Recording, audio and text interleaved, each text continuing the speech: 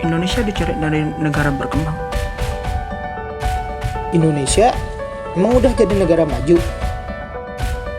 Perkenalkan, kami dari kelompok 17 yang beranggotakan Azika Rizkina, Khairul Anwar, Fikri Maulana, Tiska Aulia, Intan Dwi, dan Desti Ramada akan membahas tentang pertumbuhan ekonomi. Yuk simak lebih lanjut. Udah pantas belum tuh? Sudah. Fitra mengatakan ada beberapa ketentuan untuk mengklasifikasikan sebuah negara menjadi negara maju. Mulai dari sektor industri yang harus mampu berkontribusi terhadap Gross Domestic Product atau GDP minimal 30%. Ia menyebutkan, meskipun saat ini industri di negara maju kontribusinya terhadap GDP turun, namun negara tersebut telah melewati tahapan sebagai negara industri, sehingga dapat dikategorikan sebagai negara maju. GDP, emang apa sih GDP itu? GDP mempresentasikan ukuran ekonomi suatu negara, seberapa besar ekonomi negara tersebut dalam hal aktivitas ekonomi dalam menghasilkan barang dan jasa. Tetapi bukan merupakan indikator yang tepat untuk kesejahteraan, karena bukan berarti ukuran ekonomi yang besar mengakibatkan secara rata-rata masyarakat sejahtera.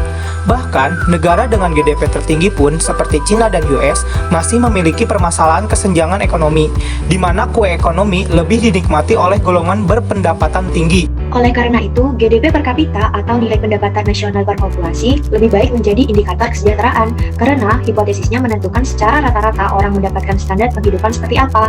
Nah, kesejahteraan itu sebenarnya juga multidimensional ya, bukan hanya uang aja. Di Indonesia, perhitungan PDB dilakukan oleh BPS yang dipublikasikan triwulan dan tahunan.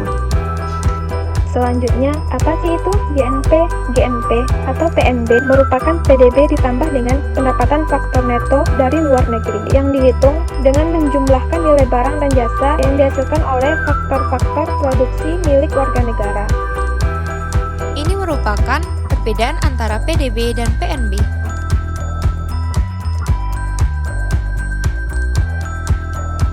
Selanjutnya, pendekatan perhitungan PDB. Yang pertama, pendekatan produksi atau output atau lapangan usaha. PDB adalah jumlah nilai tambah atas barang dan jasa yang dihasilkan oleh berbagai unit produksi di wilayah suatu negara dalam jangka waktu tertentu. Di Indonesia, menggunakan klasifikasi lapangan usaha atau sektor. 2. Pendekatan pengeluaran. PDB adalah semua komponen permintaan akhir yang terdiri dari konsumsi, investasi, pengeluaran pemerintah, dan ekspor neto, dengan rumus Y sama dengan C plus I plus G plus NX. 3. Pendekatan pendapatan. PDB merupakan jumlah balas jasa yang diterima oleh faktor-faktor produksi yang ikut serta dalam proses produksi di suatu negara dalam jangka waktu tertentu, dengan rumus GDP sama dengan W plus R plus I plus P.